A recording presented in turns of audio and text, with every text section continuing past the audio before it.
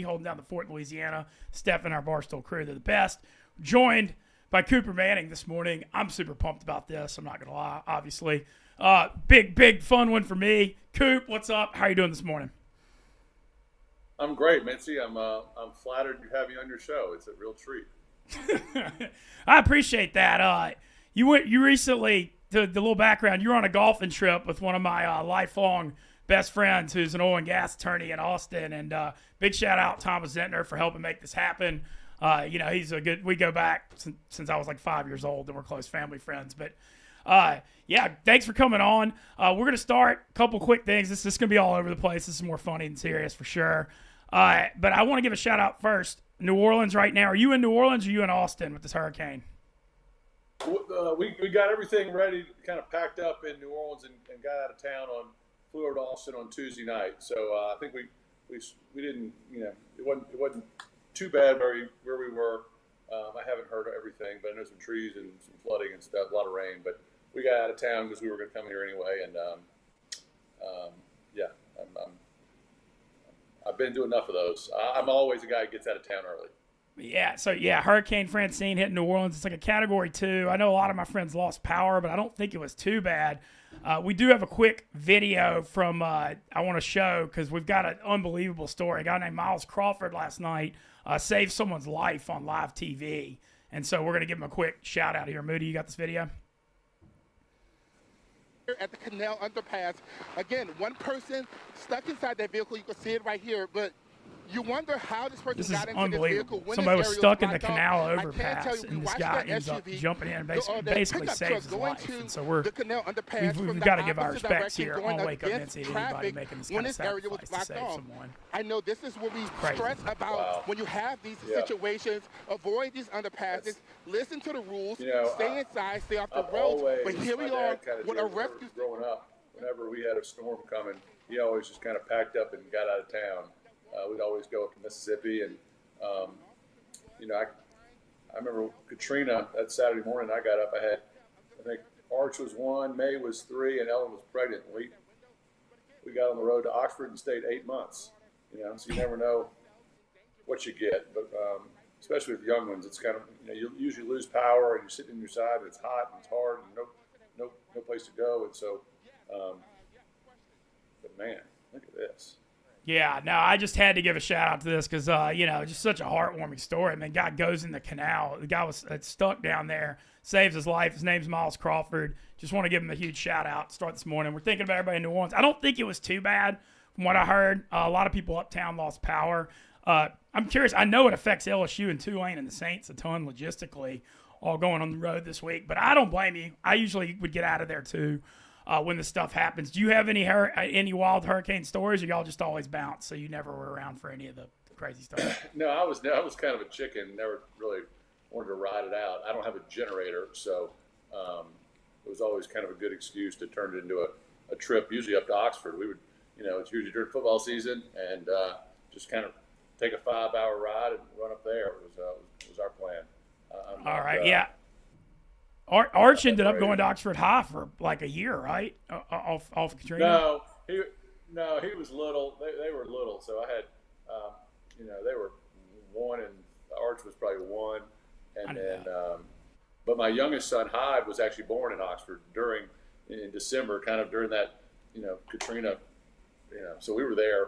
I packed, my golf clubs, 2 pairs of shorts, a pair of jeans, thinking we'd be gone for 3 days, and we stayed 8 months. Hyde was born in December, and we didn't get back to New Orleans until April. So we really, kind of refell in love with Oxford, and rented a house there, and made a lot of new friends, and had a kind of turned it into a good experience, which was try to always see the good side of things. And it was devastation for New Orleans, but we had a baby and had a new experience, and went back to New Orleans and got on with our lives after that.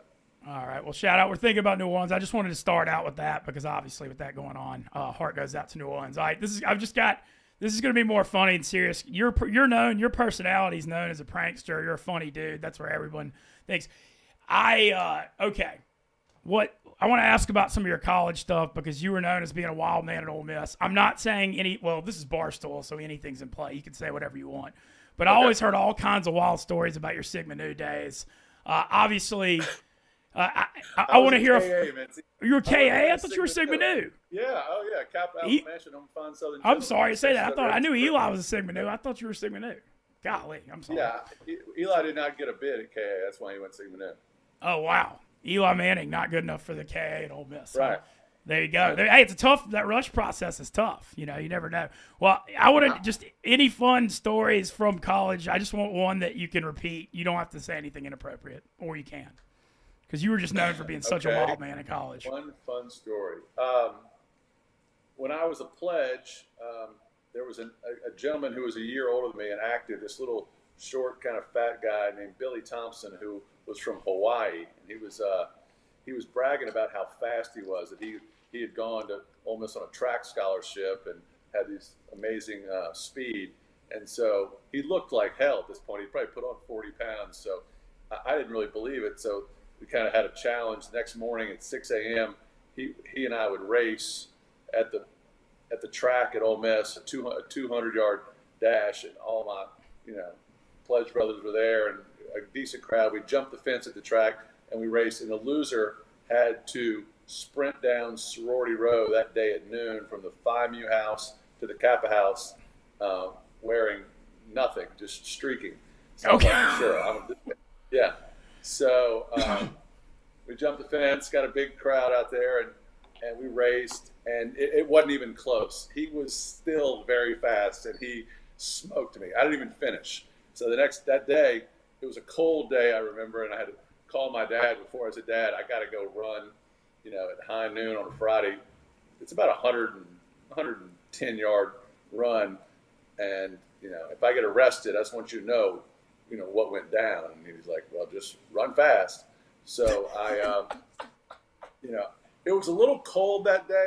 At the last second, I decided to wear a pair of tighty-whities instead of going, nothing but a smile. And it was the right move. I had a little pride out there. But if I had run as fast as I had run the streaking part as, my race with Billy, I probably would have won because I was moving pretty good when, girls are going to lunch on Friday and you're hightailing it down the sidewalk. But, good decisions. That's hilarious. Did you get, what was the women? Did you get some funny looks, I'm sure?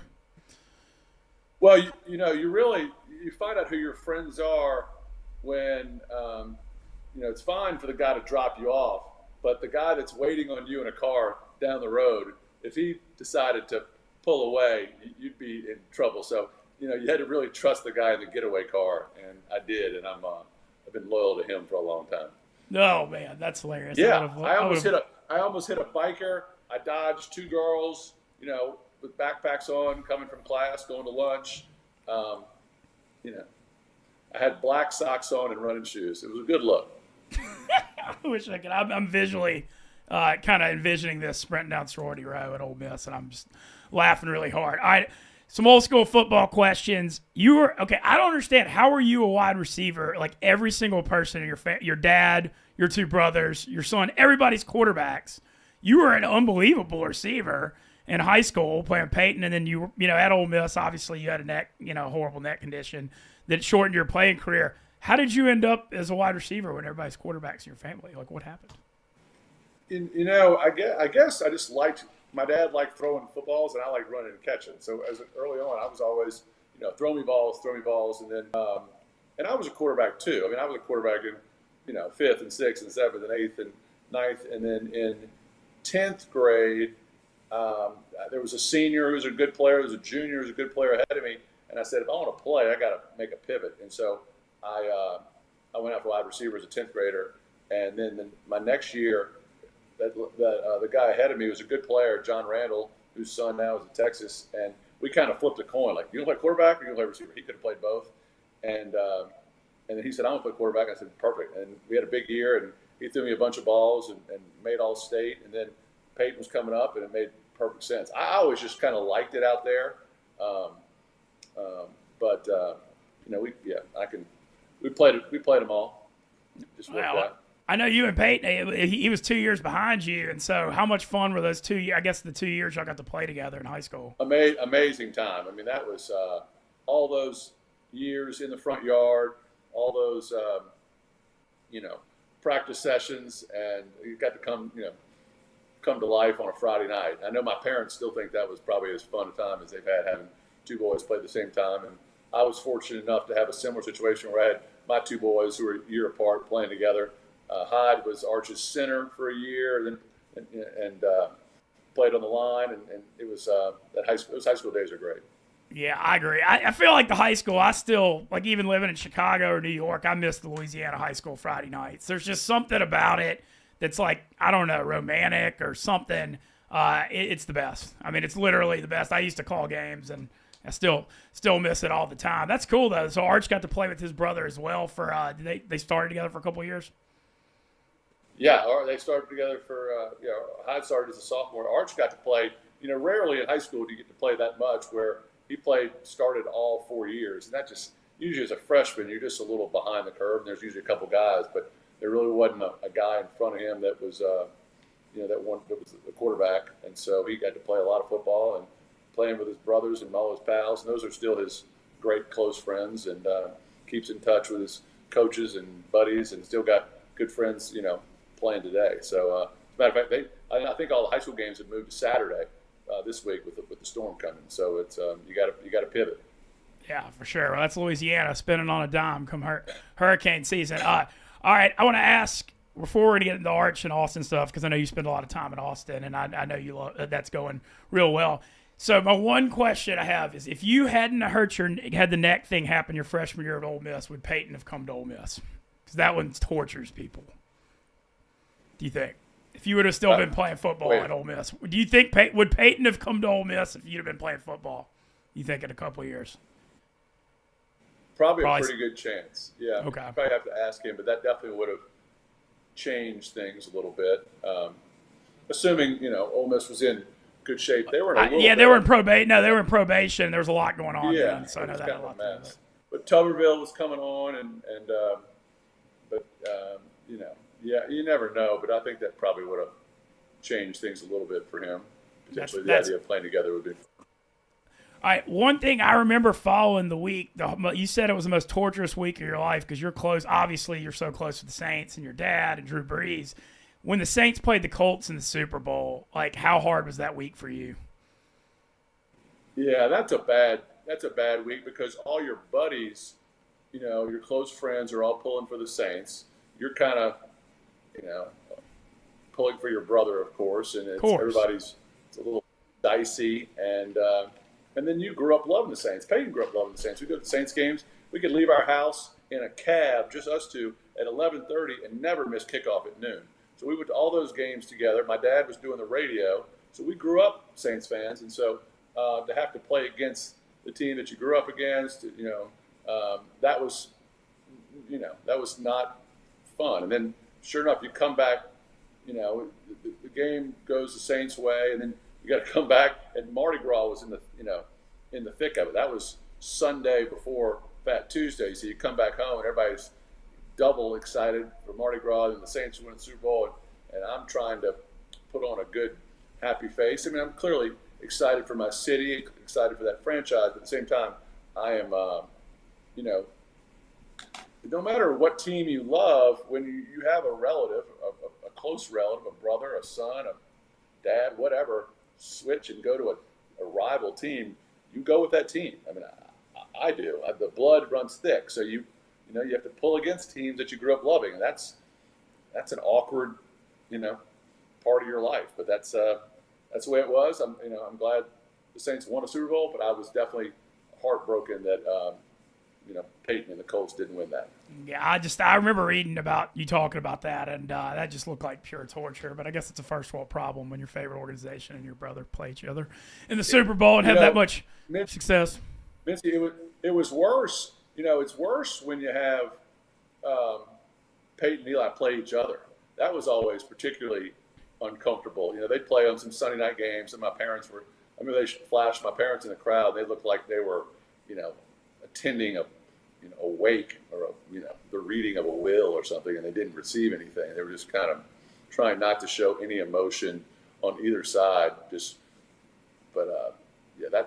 when those family ties get into rivals and friends and stuff, it always, it'll be dicey. I'm not particularly looking forward to if and when Texas plays Ole Miss. That'll be, kind of strange as well, because you have good friends who are hoping who love your son and pull for him, who all of a sudden have to say, we're trying to kill him.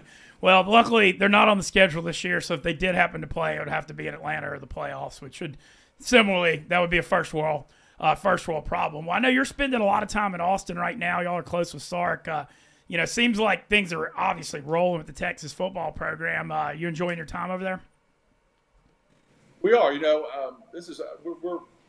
I'm an empty nester as of about 3 weeks ago. So my youngest son is attending school here too. He's a freshman and doing, just being a fraternity guy and learning the ropes. So we have a little more time to do whatever the heck we want. So we're trying to figure that out. But yeah, Texas is in a good spot. You got to remember, I thought Arch, credit to him for kind of believing in what Sark was saying. He committed to a team that summer that was coming off a 5-7 record. So, I think he saw that it was going to take a few years to get right. But once you get the right culture and the right kids and everybody believing, there's, I think he felt like he was going to be a part of something special. And he's clearly, enjoying playing on the number 2 team in the country right now, or not, and being patient and waiting his turn. But there's no question Texas is in a good spot. They have a very good football team. Yeah, you just brought up the being patient thing, because we're living in this world now with the NIL and the transfer portal where you see quarterbacks go to 3 or 4 schools. I remember, Eli sitting behind Romero Miller and redshirting and waiting on his turn. Arch being patient right now behind Quinn, who's the Heisman Trophy front runner. I feel like that's a little bit of a lost art in this current world, but I think it's really smart on y'all's part and Arch's part. I guess just playing the long game, and he's going to be in a great situation next year for sure. So I don't know. I just want to say I respect that, because it feels like it's a lost art a little bit.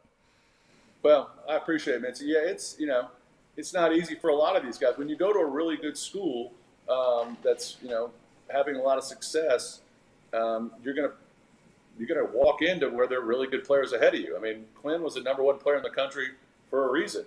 He's a really talented guy, and so if you want to walk into a place where you start immediately, then you have a pretty good feeling they probably haven't had a lot of success as of late.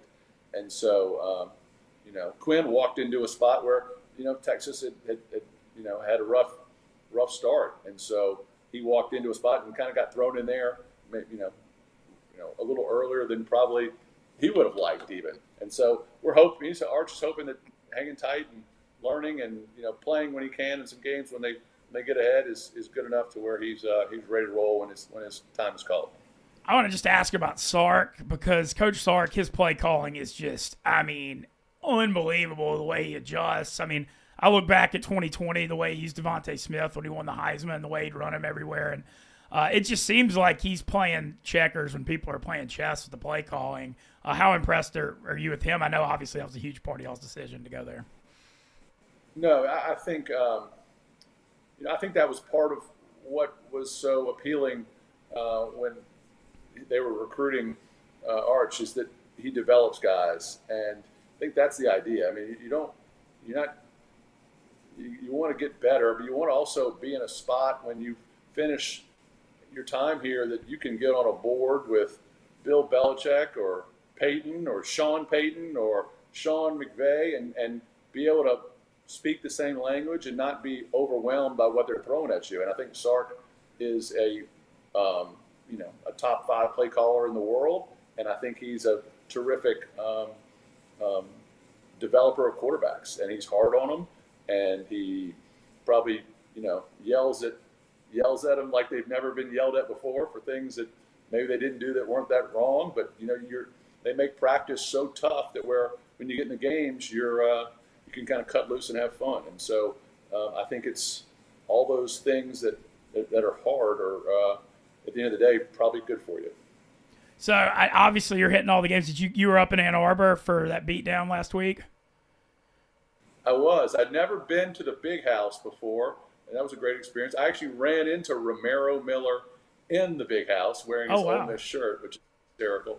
But I tell you that I really enjoyed my time there. The people in Ann Arbor were fantastic. What a great college town and a beautiful place, and a fall day, and shoot, they're coming off a national championship. They lost their head coach, and Texas is a savvy veteran team and jumped on them and really didn't give that Michigan crowd a chance to really get into it. So it was kind of a one-sided affair, but I really had a good time. Yeah. So I had a listener question saying, did you pay to have that flag up at the hotel in Ann Arbor? No. Okay. No. You don't know what I'm talking about. Okay, cool. Somebody was saying there was like a Texas flag flying up, and they were like, ask Cooper if he had anything to do with that. I wouldn't pay to do that. I just asked nicely. You don't have to pay. If people are so nice, you just ask nicely, and they'll do it. There you go. What happens. Just like you asking me to be on the show. You asked nicely. I got several texts from people going, I can't believe you're on the show. Nick Mangold, the former All-American. Love Nick. No, I know him well. Probably a future Hall of Famer. He texted me last night and said, how in the hell did you get talked into being on with Mintzy this morning? And I said, I don't know. What am I getting into? And he said, oh, goodness. You ought to do it you ought to be shaving or be in the bathtub or do something to kind of, ruin his mojo. And I don't have the heart to do that. Nick and I go way back. He's a prince. Yeah, he is. Hall of Famer, too. Yeah, he does a lot of stuff with Barstool in New York. Good friends with Large, and a lot of our crew got to know him when I was in New York. Just awesome dude, and, man, unbelievable career with Ohio State and the Jets. Literally. Nick was on I have that little show on Fox. It's actually the Manning Hour, which is our 10th year, just plugging that. But Nick was a guest of mine in my first year, and we went to a pumpkin patch during Halloween, and we were going to dress up and run around, and he asked me if it's okay if he dressed as a man in a yellow hat, and I said, sure, I'll dress as a Curious George, and so we went around, he pulled me around in a wagon, and we went looked at the pumpkins and harassed other children, and one of my favorite Manning hours of all time. Please look it up at your leisure. I'll check it out. So I actually had Nick came to New Orleans for Hogs for the Cause a couple of years ago. The big barbecue and charity fest for child cancer that I'm part of, and he had a really big time at it because we do a lot of stuff supporting that. That's kind of my big charity thing every year, and so he had a big time. Yeah, I've been to Hogs for Cause many times. No, Nick he's a good time waiting to happen. I love him. That's awesome. So this year, are you splitting time between Austin and New Orleans, I guess, all year? Is that what's going on with both your boys there now? Yeah, we're just splitting time, and just the fall is going to be a little dysfunctional. We'll be back in New Orleans, obviously, more in the spring, but we're just we're decided we're going to go to all the games. So I've never been to Ann Arbor. I've never been to a game in Fayetteville, which I'm looking forward to. Never been to a game at College Station. And we play at Vanderbilt, and then obviously several home games, hosting Georgia, Florida, Kentucky, Mississippi State, and then go to Dallas for the Texas OU game, which was my first time last year. So it's fun. This is a short window in your life, and making a lot of new friends. Everybody's been very kind to us here in Texas, and just enjoying it and trying to, it's a little more enjoyable. To be honest, when your son's not starting the game. I think you can kind of breathe easy when he starts playing more. I'm sure I'll enjoy it less and stress more. But right now, I'm kind of having fun with it. What's the energy in Austin right now with the SEC move? Because obviously I feel like it's a match made in heaven getting Texas and Oklahoma in the SEC. They've played. Look, we'll call it what it is. For years, they're the Big 12. They have the Oklahoma game in Dallas. It's always huge. The Red River Shootout's one of the biggest games. But, you go from playing Big 12 home games to now SEC, and I just can't imagine how fired up the fan base is. What's it like being around that right now? No, the timing's great. And I think that's another thing that's nice about Austin. You can, get it's a little, it's bigger than your other typical college town. So you can kind of get away from just the hysteria. I'm not, walking around campus very much in class and, college bars, but, I think they can, you can walk around Austin and not necessarily feel the juice, and you can get closer to campus. You can definitely feel, there's a lot of pride. But shoot, Texas is good at everything. They're winning national championships in so many sports. and they got athletes and driven kids, and but I know this is too good of a program and too good of a school and too good of a high school players for them not to be in the mix. And so I know Sark and Chris Del Conte and Jay Hartzell and all the guys that are working together to keep this keep this rolling are committed to being good for a long time, and it's fun for us to be a part of it. Heck yeah. Well, it's fun to follow for sure. All right, so Moody, my producer, I've got a video that's funny that I'm going to show you. So there was an Ole Miss celebrity tournament on Twitter 3 years ago after I got hired at Barstool. It was like a 64-man. The finals was me versus Eli. So, and I was right when I moved to New York, so I had to embrace the moment. And Moody, do you have this video? All right, here we go. This is I just want to see what you think of this. What's up, fellas? It's time for a special edition of After Dinner Mints. We're here at NetLife Stadium in the Meadowlands because I have advanced to the championship of the Ole Miss Twitter tournament, and I'm taking on the one, the only Eli Manning. I can't hear it, man. Okay. Well, anyway, the premise of the video is basically me and Eli were in the finals of this tournament, and I went to Giant Stadium and said, "You may have won 2 Super Bowls, you may have won the Cotton Bowl, you've done all this, but the old days are old. This is my town now." As a joke, that was the premise of the video. I think that's true. I think most people would recognize that it, when you walk down, Fifth Avenue in New York, and Eli's on the other side, and they got a Sharpie in hand and a glossy, they're going to your side of the street. Clearly. But it was obviously a joke, but I somehow won the vote, which was crazy. I think it was before Eli, so it was right before Eli got on Twitter, and now he's on there, and he interacts and got a big following, but I just thought that was just a funny joke after I got hired. Was that before or after you were known as King of the South? This is the very beginning. So this was like 3 months after I got hired by Barstool in 2020 I was working for ESPN Baton Rouge, and I have a lot of Louisiana ties too. And I ripped a hottie toddy in a post-game video yelling at Lane when Ole Miss beat Kentucky in overtime just for fired up for social media. And somehow Dave Portnoy and them found the video on Twitter, and the next day he DM'd me. He's like, "We're ready to hire you." And that's how I got here. It's crazy. It's a crazy world. And now here we are in Chicago 4 years later. Just I don't know. It's just wild. It's just very, very wild. So in Eli, I'm about to let you go, but a couple more things. So does Eli, is he in Oxford and Hoboken still? What's he up to these days? Eli's got 4 children right now. That's awesome. He's got 3 girls and a boy. So he's having a hard time getting back to Oxford too much. They're all playing. I mean, he's got kids playing sports that we never even thought about. He's going to hockey practice early in the morning. He's got kids playing lacrosse and field hockey and swimming.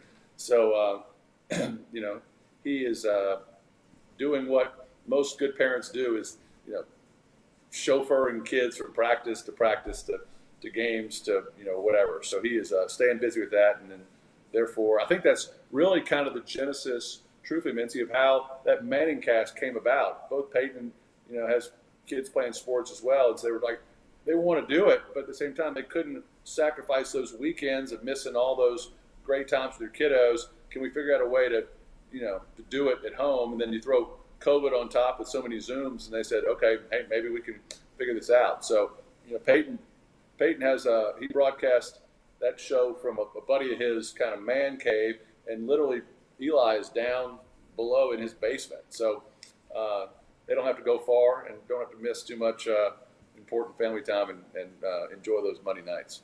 I want to ask too. You own the Coop in Oxford. You got some hotel. I know you've got some business hotel properties. Where all are they? I'm just curious. I love the Coop in Oxford. I sit up on the balcony a lot. Yeah. Your parents are disappointed in you when they name a bar after you. So, I finally, let them down again.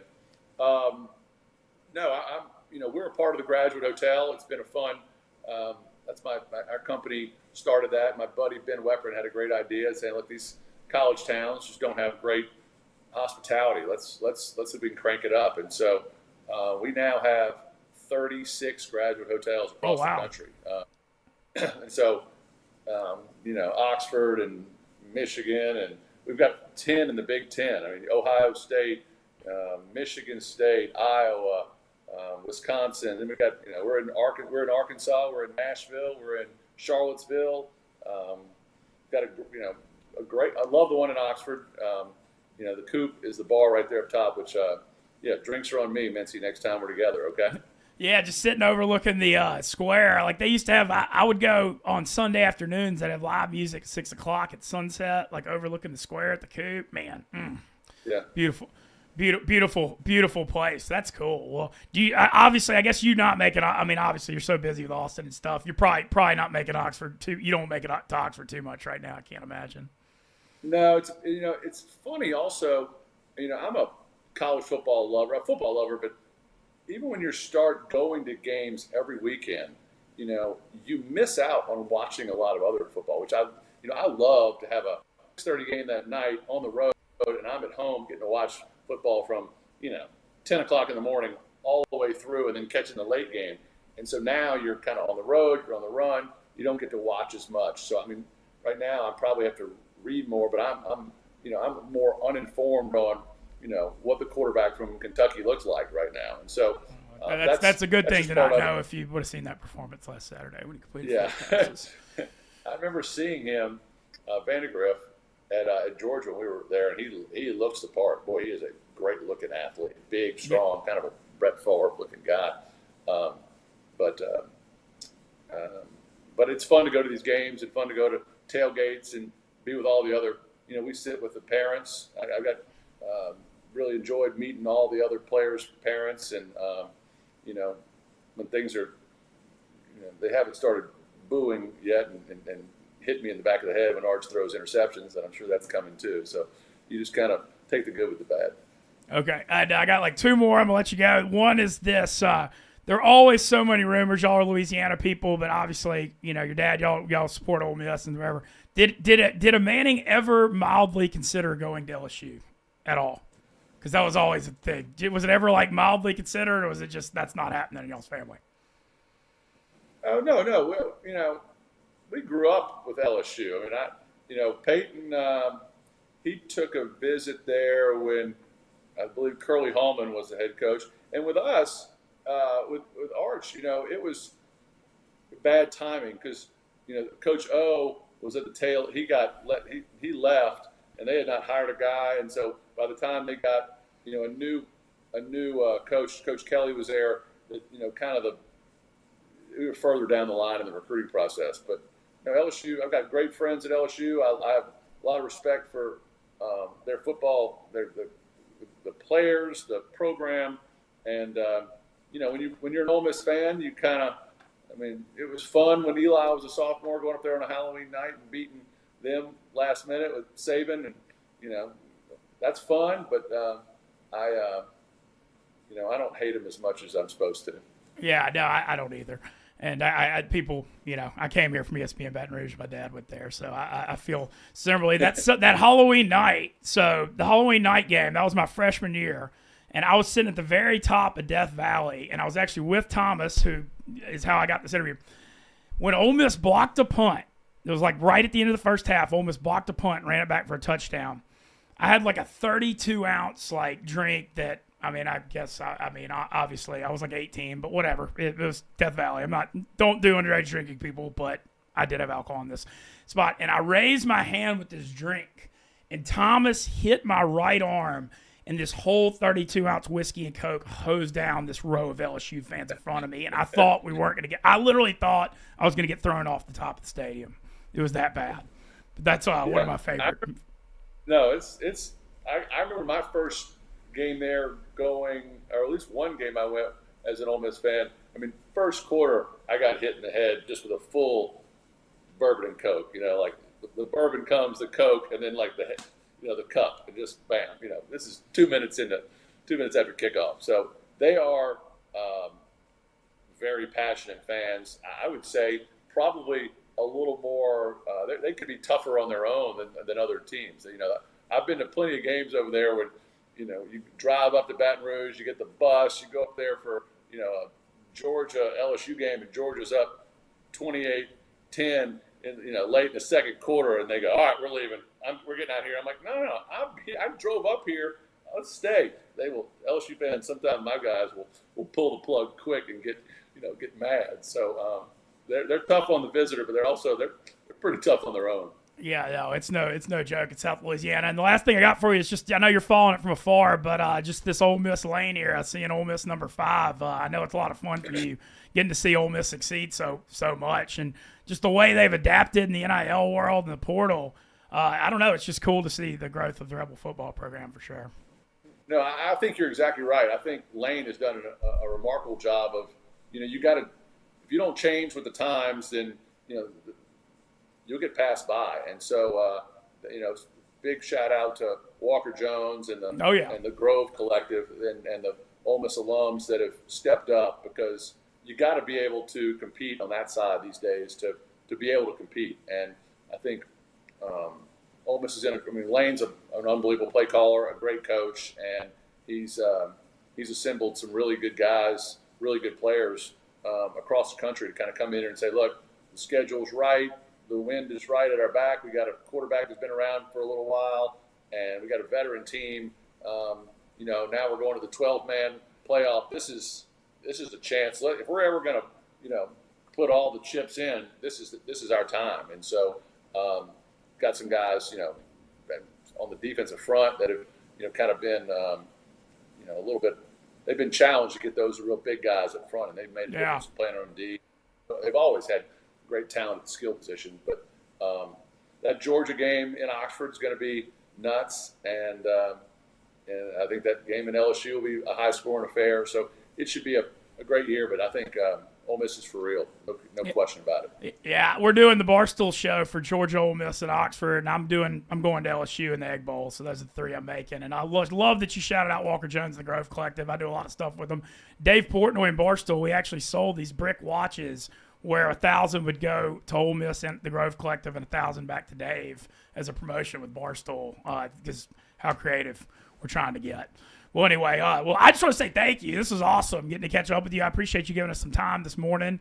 We'll be following Arch's career close, and obviously my mom was at Ole Miss at law school when your dad was there back in the 70s, and she met him back in the day. And so I can't tell you you obviously know the joy that the Manning family has brought into so many lives for so many years. And so this is an honor to have you on, and I just can't say enough about how much I appreciate it. Well, Mintzy, I'm flattered you thought of me. I appreciate Thomas connecting us, and really enjoyed it. Looking forward to coming on again when when you're more prepared. That's fair. Mean, but fair. All right, thanks to Crew Manning. Shout out Dude Wipes, as always. Cleaning up messes, Amazon, Target, Walmart nationwide. Tyler Moody, the man. Drink some Stella Blue coffee. Let's have a day. I'm about to go tape a commercial. Thank y'all.